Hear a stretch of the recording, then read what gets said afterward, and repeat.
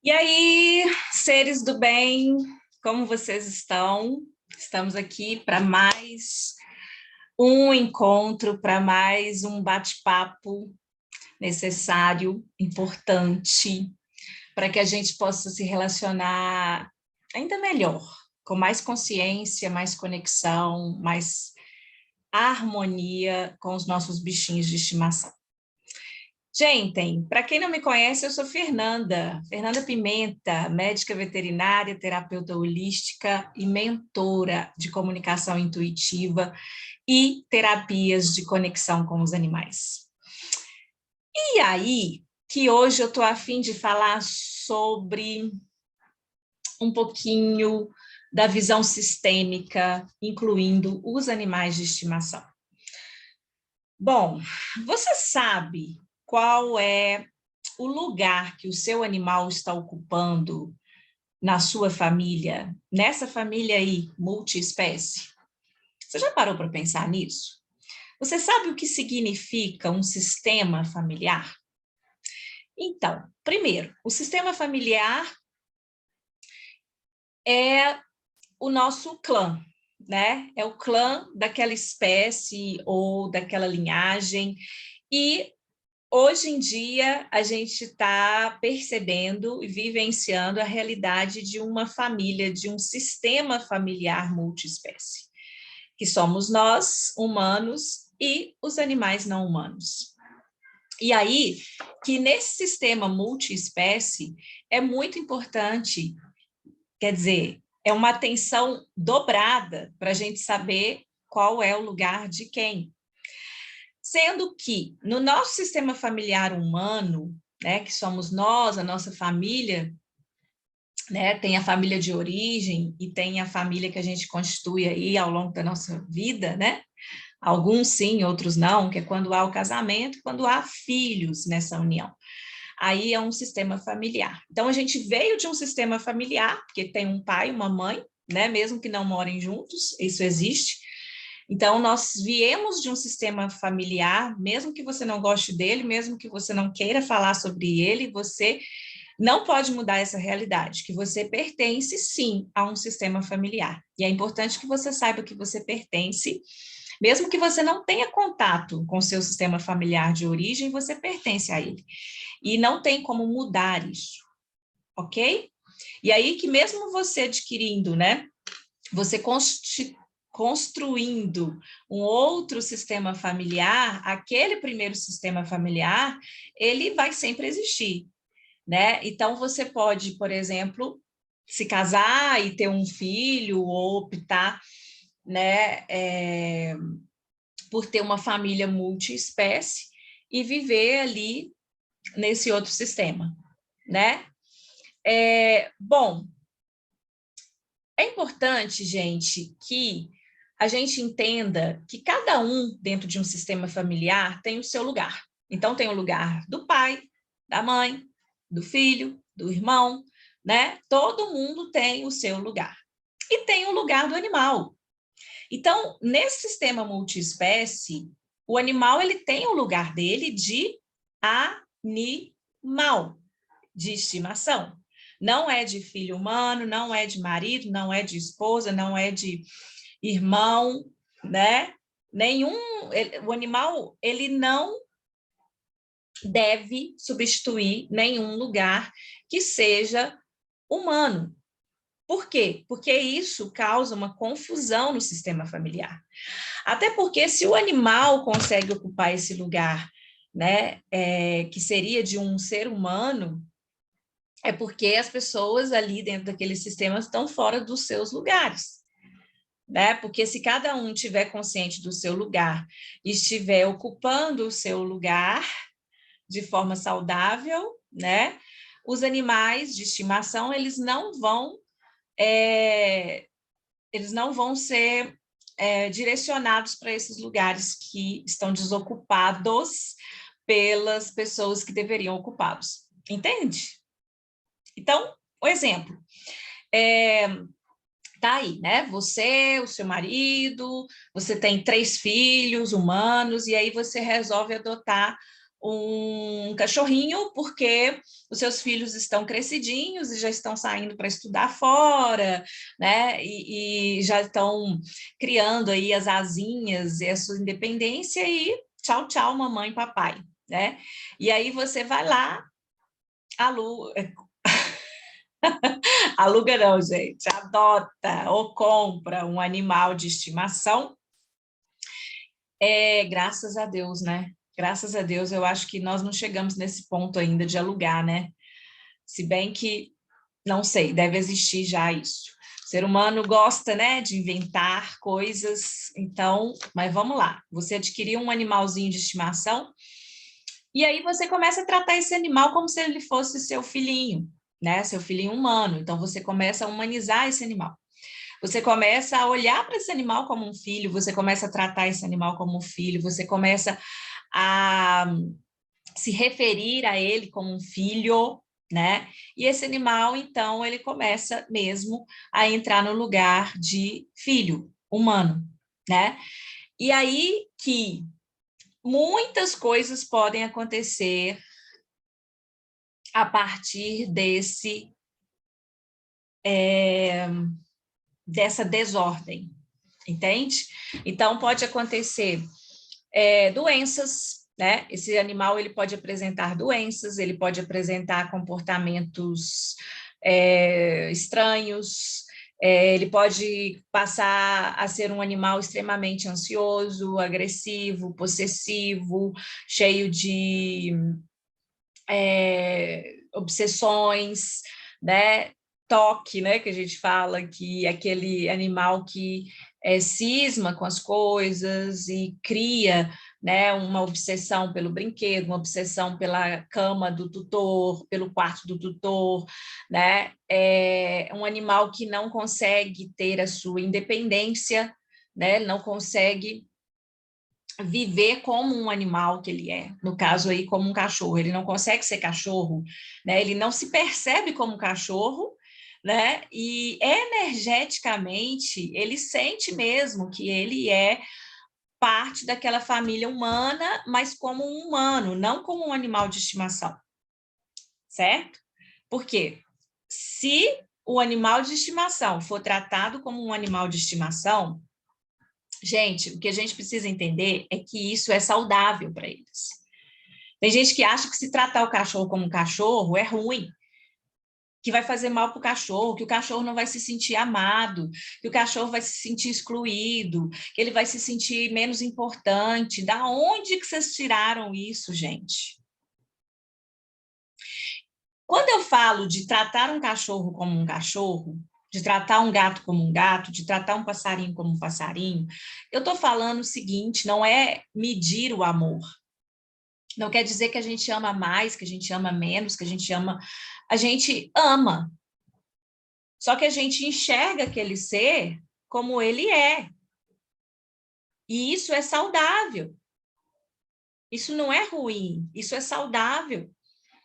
Então, você pode ser super carinhosa com o seu cachorro, com o seu gato, com o bicho que você tiver aí, com o seu cavalo, né? Você pode tratá-lo muito bem, com todo respeito, com todo carinho, com todo amor, mas enxergando ele como o animal que ele é e tratando ele de forma coerente com essa consciência, né? Então, tem lugares, por exemplo, que não são saudáveis para você levar um cão, né? Tem comportamentos, a forma de você comportar com o seu cão, que muitas vezes não é saudável para ele. Pode ser para você, que às vezes está suprindo uma carência, né? Ou está distorcendo aí a sua relação com ele, mas para ele não vai ser. Entende? Então, assim, muitas pessoas começam a humanizar os seus animais, não têm consciência disso, que eu estou falando aqui sobre a visão sistêmica, sobre qual é o lugar desse animal dentro dessa família multiespécie, né? E outra coisa, quando isso acontece, é porque as relações humanas dessa família estão desequilibradas. cada um não está sabendo bem qual é o seu lugar, qual é o seu papel dentro dessa família. Porque existem leis para que uma família se relacione de uma forma mais equilibrada. Eu não estou falando que existe família perfeita, eu não estou falando que existem regrinhas ideais e perfeitas e família super equilibrada, isso nem existe, gente. Mas quando nós sabemos sobre essas regrinhas básicas, que é hierarquia, pertencimento, equilíbrio de troca, quando a gente sabe disso e a gente sabe colocar isso em prática, né? A gente passa a se relacionar muito melhor, não só com a nossa família, mas também com... só um minutinho, gente. Mas também com as pessoas em geral, né? Os animais, as pessoas, certo? Então, é importante que a gente saiba, pelo menos, que isso existe, né? Então, por exemplo, aqui na minha casa, sou eu, o meu marido, eu tenho um casal de filhos humanos, né? E eu tenho dentro da minha casa aqui 5 animais. Um gato, 4 cachorros. Dentro aqui da minha casa, ok? Porque eu tenho outros animais lá no meu sítio. Então, o que acontece? Aqui dentro da minha casa tem que existir uma hierarquia. Então, primeiro vem eu e meu marido. Nós estamos no topo da hierarquia. Então, somos nós que colocamos ordem dentro desse núcleo familiar. Existem aqui funções e que devem ser respeitadas. Então, eu e meu marido vamos colocar uma ordem, e essa ordem tem que ser respeitada pelos filhos e pelos animais, porque é assim que vai funcionar um ambiente, né, que tenha um mínimo de harmonia, disciplina, equilíbrio, certo? Então, os meus filhos, eles vêm aqui depois, né, da gente, então nós estamos no topo dessa hierarquia, logo em seguida os nossos filhos humanos e os nossos animais. Então, é importante que os animais respeitem as pessoas aqui dentro, gente, tá? Porque existem funções dentro de uma família multiespécie que devem ser respeitadas. Não é que nós somos mais importantes do que os animais não humanos, até porque eles vieram antes de nós, eles chegaram nesse planeta muito antes de nós. Se a gente for olhar a hierarquia fora do contexto familiar, eles vieram primeiro e a gente deve muito mais respeito a eles, né? E a gente não vê isso, a gente vê aí tudo, né? Bagunça.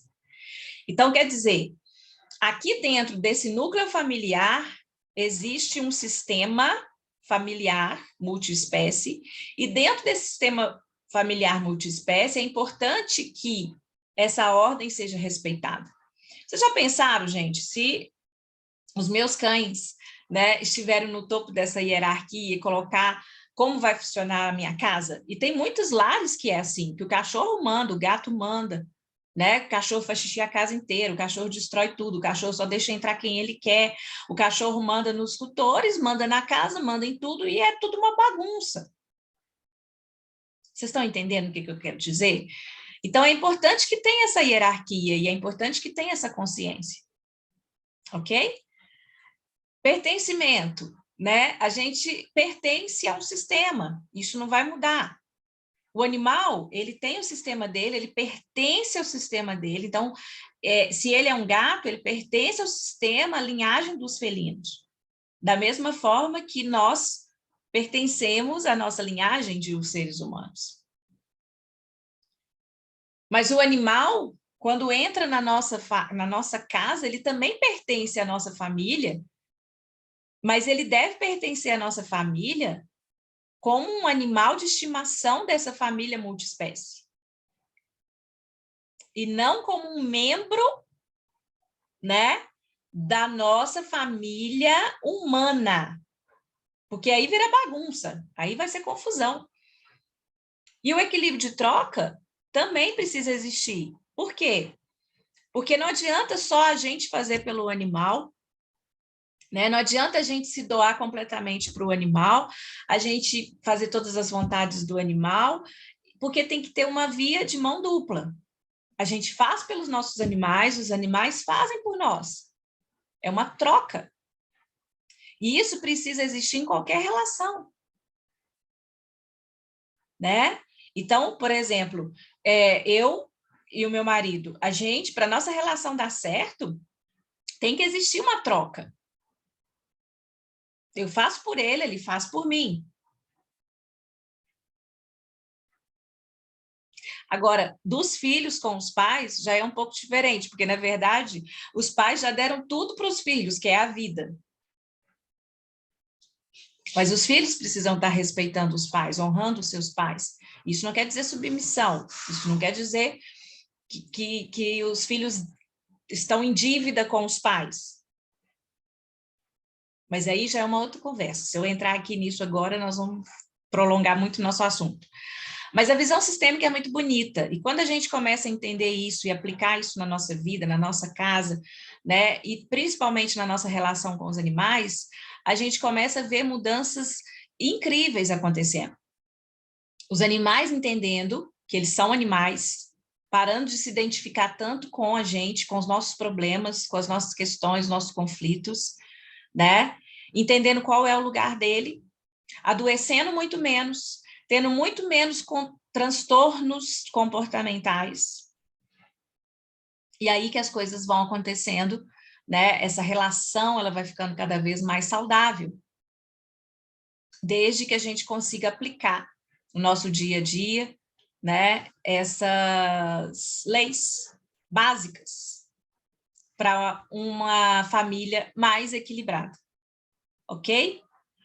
Então, gente, nós vamos falar mais sobre isso. Mas hoje eu queria trazer isso aí para vocês saberem que isso existe e começarem a observar se vocês estão olhando para os animais de vocês com esse olhar de amor, né? De acolhimento, de respeito, mas também enxergando eles como eles são e como deve ser, respeitando a natureza deles. Ok? Agradeço por mais esse dia, mais esse encontro e até a próxima. Ah, gente, não se esqueçam de curtir, de se inscrever no canal e se você sentir que deve compartilhar, eu agradeço.